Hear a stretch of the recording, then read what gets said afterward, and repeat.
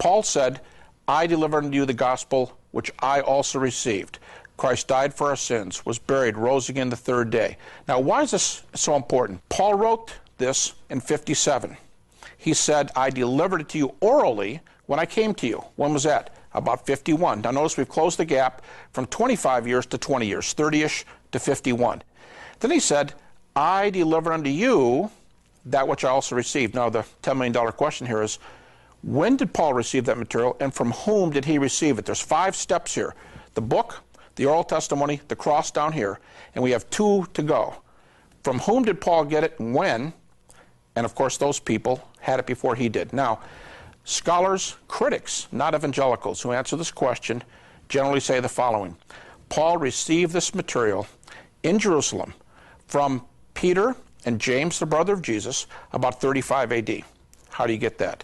Before we get into Habermas's misinformation about Paul, we should really look at 1 Corinthians 15 to see what it actually says and what it implies. So here is what it actually says. For what I have received, I passed on to you as of first importance, that Christ died for our sins according to the Scriptures, that he was buried, that he was raised on the third day according to the Scriptures, and that he appeared to Cephas and then to the 12.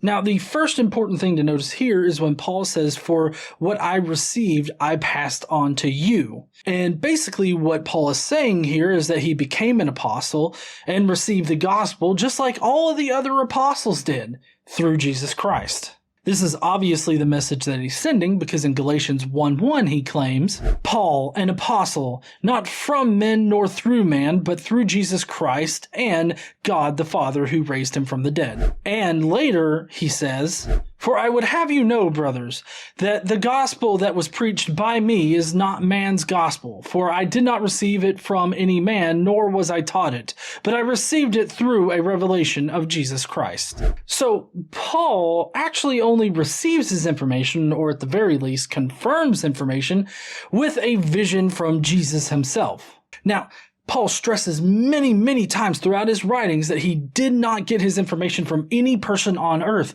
He only got his information from a celestial Jesus through visions that he had. An important bit of nuance here is that where Paul claims to have gotten his evidence from and where he actually gets his evidence from could be completely different.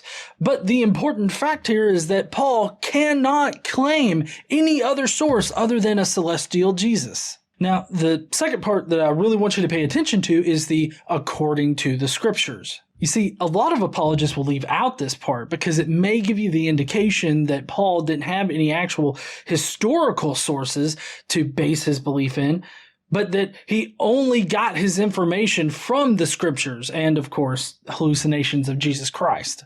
You see, this shows how ambiguous this evidence is when you're trying to ground Jesus or his resurrection in history. What 1 Corinthians 15 actually does is show us that Paul only ever gets his information about Jesus from the Scriptures and Revelation.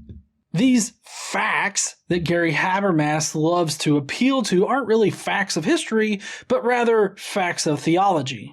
Let's see how Gary handles this particular passage.